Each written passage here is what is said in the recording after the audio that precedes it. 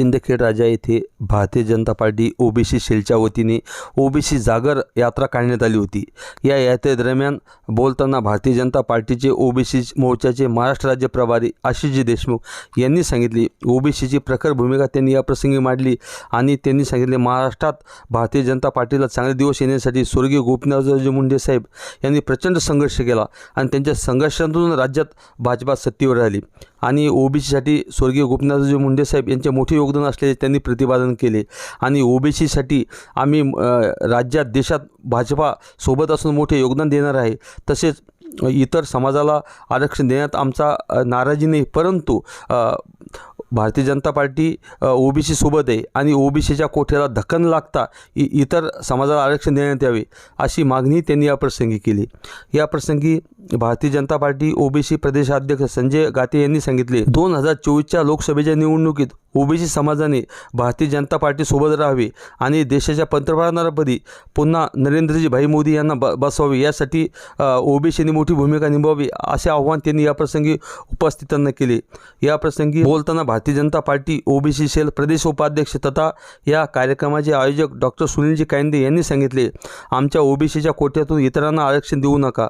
आमचा कोणालाही आरक्षणाला विरोध नाही, कोणत्याही समाजाला आमचा विरोध नाही, आम्ही सर्वांसोबत आहे, परंतु इतरांना आरक्षण देताना आमच्या ओबीसीचा 1% कमी होता कामा नये।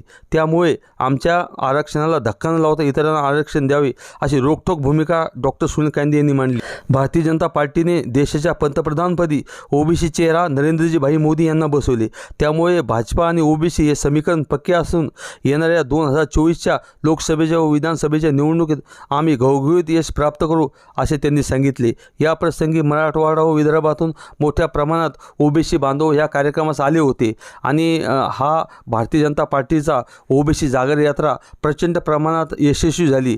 त्यानंतर त्यांना आर्थिक सहाय्यता देण्याचं देखील काम हे नंतर केलं आहे। आपल्या येथील संपूर्णतः हा जो समाज आहे याला उत्कर्षाकडे नेण्याचं, याला उत्थानाकडे नेण्याचं सन्माननीय गोपीनाथजी मुंडे यांनी जे स्वप्न पाहिलं होतं त्याला खऱ्या अर्थाने सार्थ करण्याचं काम भारतीय जनता पार्टीचं सरकार नक्कीच केलं आहे। आज आपण पाहतो की हे सर्व चालू असताना कुठेतरी आपण पाहतो की या आपल्या राज्यामध्ये सामाजिक सलोखा कुठेतरी बिघडावा या दृष्टीचे प्रयत्न नक्कीच आपले विरोधक करतात। आपल्याला माहिती आहे कायंदे साहेब बाजूलाच असलेला घनसावंगी मतदारसंघाचे आमदार कोण आहे? टोपे साहेब। टोपे साहेब कोणाच्या जवळचे आहे?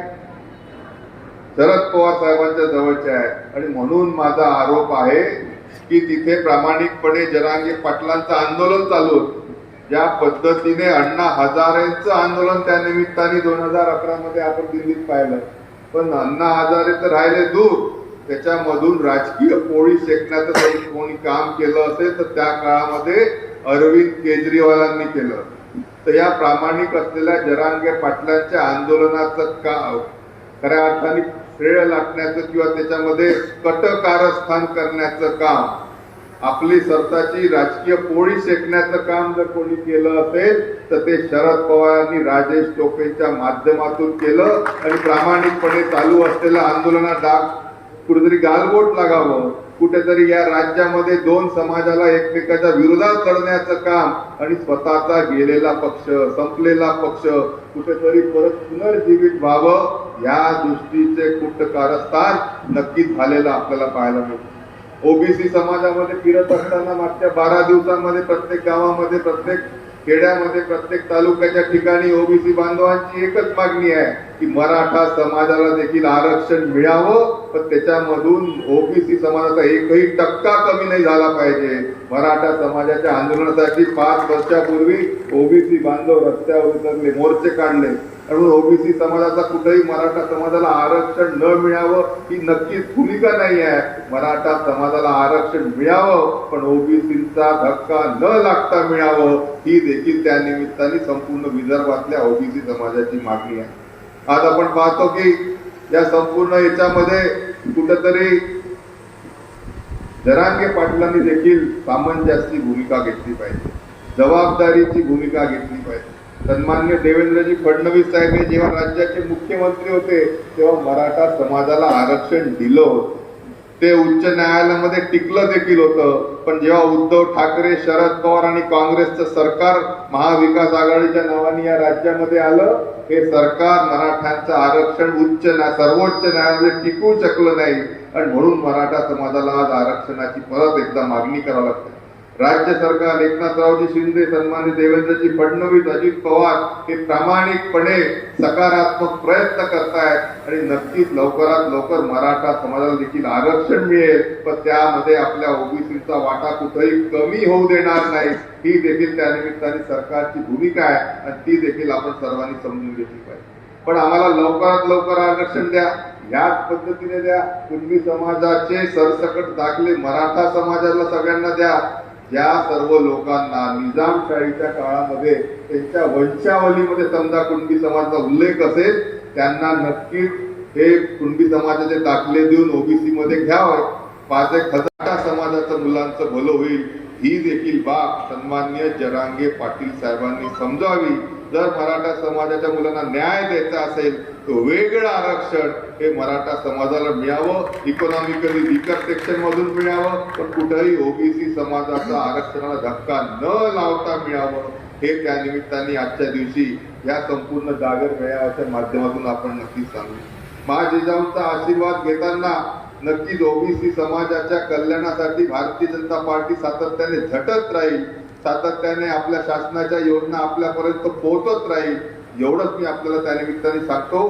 करूया ओबीसींचा उद्धार, हाच भारतीय जनता पार्टीचा निर्धार. म्हणून जास्ती वेळ मी आपला न घेता आपण सर्वजण एवढा मोठ्या प्रमाणात इथे उपस्थित झालात. अतिशय मोठा असा हा ओबीसी बांधवांचा मेळावा इथे साजरा झाला, त्यासाठी मी मनपूर्वक आपले आभार व्यक्त करतो. आपली रजा घेतो. जय हिंद, जय ओबीसी.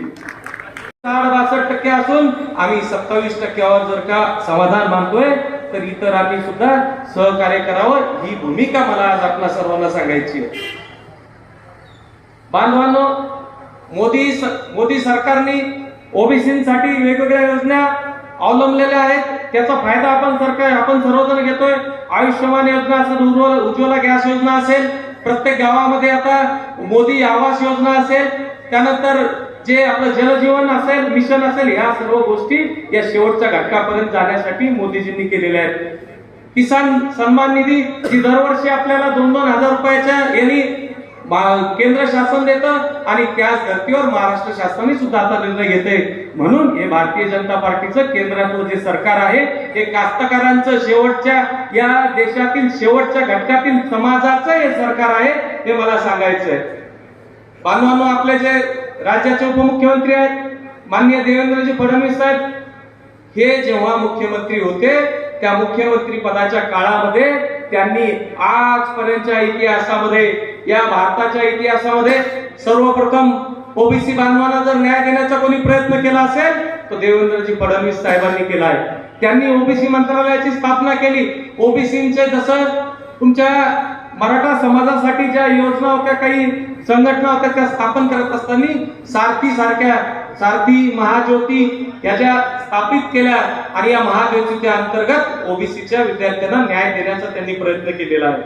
आणि भारतीय जनता पार्टीच्या वतीनं बावनकुळे साहेब जे ओबीसी समाजात येतात, पंकजाताई ह्या ओबीसी समाजात येतात, पंकजाताई सारख्या या नेत्याला त्या विधानसभेला पराभूत होऊन सुद्धा त्यांना राष्ट्रीय सचिव करण्याचं काम नरेंद्र मोदी सरकारनं केलेलं आहे. बांधवांनो, मला आपल्याला सांगायचंय की या भारतीय जनता पार्टीचं आम्ही या सिंदखेड राजा विधानसभा मतदारसंघामध्ये पंकजाताई मुंडे असतील आणि लोकनेते गोपीनाथजी मुंडे साहेब असतील यांना मार्गाला मोठा असा वर्ग या भागात आहे. इथून पुढे मराठवाड्यात हा वर्ग जास्त आहे आणि या सर्वांना आता सध्याचं एक प्रकरण घडलं. त्यांचा जो वैद्यनाथ सहकारी कारखाना असेल त्याच्यावर जीएसटी विभागाची धाड पडली आणि त्याच्यावर काही जप्ती केल्या गेली. त्यामधून आपण या लोकांना असा एक समज झालाय की कुठंतरी भारतीय जनता पार्टीच्या काही लोकांनी पंकजाताईंचं नेतृत्व दाबण्यासाठी हा प्रयत्न केलेला आहे की काय. पण बांधवांनो, मी आपल्याला निश्चितपणे सांगतो, आपले प्रदेशाध्यक्ष असेल, ओबीसीचे प्रभारी असतील आणि आपले यांच्या माध्यमातून देवेंद्रजी फडणवीस साहेब असतील, बावनकुळे साहेब असतील, आपलं राष्ट्रीय नेतृत्व असेल, हे निश्चितपणाने येणाऱ्या काळामध्ये पंकजाताईंच्या विषयीची भूमिका हे निश्चित केल्याशिवाय राहणार नाही, मला आपल्याला आवाहन करायचं. बांधवांनो, या मतदारसंघामध्ये आशिषजी संजय गातेची जवळपास 1.5-2 लाख मतदार हा ओबीसी समाजाचा आहे आणि येणाऱ्या काळामध्ये आम्ही ठामपणे सांगू शकतो, आम्हाला विश्वास आहे पुढच्या वर्षी या टायमामध्ये या मतदारसंघामध्ये विधानसभेच्या निवडणुका लागतील, तो ओबीसीचा आमदार भारतीय जनता पार्टीच्या वतीनं आम्ही या मतदारसंघाला आपल्या राज्याला देऊ आणि तो एक आमदार आपल्या फडणवीस साहेब असतील, बावनकुळे साहेब असतील, पंकजाताई मुंडे असतील यांच्या पाठीशी आम्ही तो उभा करू, हे मला आपल्याला सांगायचंय. आणि आपल्या सर्वांना मी पुन्हा एकदा आवर्जून सांगतो की आपले जे नेते आहेत हे सर्वजण आपल्या नेत्यांच्या पाठीशी आहेत. आजच्या या आपल्या मेळाव्यासाठी या परिसरामध्ये ओबीसी मोर्चा जो स्थापन झालेला आहे, ज्यांना असं वाटतंय की आपल्या या मराठा समाजाच्या आरक्षणामुळे आपलं आरक्षण जातच काय, त्यातील वेगवेगळ्या पक्षातील वेगवेगळ्या संघटनांनी एक ओबीसी मोर्चाचं 16 तारखेला आयोजन केलेलं आहे. त्या 16 तारखेच्या मोर्चामध्ये ज्या लोकांनी, आयोजकांनी आपल्या ह्या ओबीसीच्या मेळाव्याला सुद्धा पाठिंबा दिलेला आहे आणि त्यांना सुद्धा मी सांगतो की भारतीय जनता पार्टी ओबीसीच्या पाठीशी आहे, हे मी आज आपल्याला सर्वांना ग्वाही देऊन सांगतो. आणि आजच्या या कार्यक्रमाला उशिरा का होईना आणि छोट्या खाणी का होईना आपला कार्यक्रम पार पडला. प्रदेशाध्यक्ष आणि ओबीसीचे प्रभारी प्रदेशाध्यक्ष बावनकुळे साहेब असतील, फडणवीस साहेब असतील, पंकजाताई मुंडे असतील यांच्या माध्यमातून हा कार्यक्रम करण्याची आम्हाला संधी मिळाली, त्याबद्दल मी त्यांचे आभार मानतो. आणि आपण सर्वजण या कार्यक्रमाला माझ्या सारख्या एका छोट्या कार्यकर्त्याच्या मागणीवरून, आवाहनावरून शेवटच्या 2 दिवसात फक्त फोनवर आपण सर्वजण इतकं जास्त संख्येनं आला, त्याबद्दल मी आपल्या सर्वांचे आभार मानतो आणि माझं 2 शब्द संपवतो. जय हिंद महाराष्ट्र.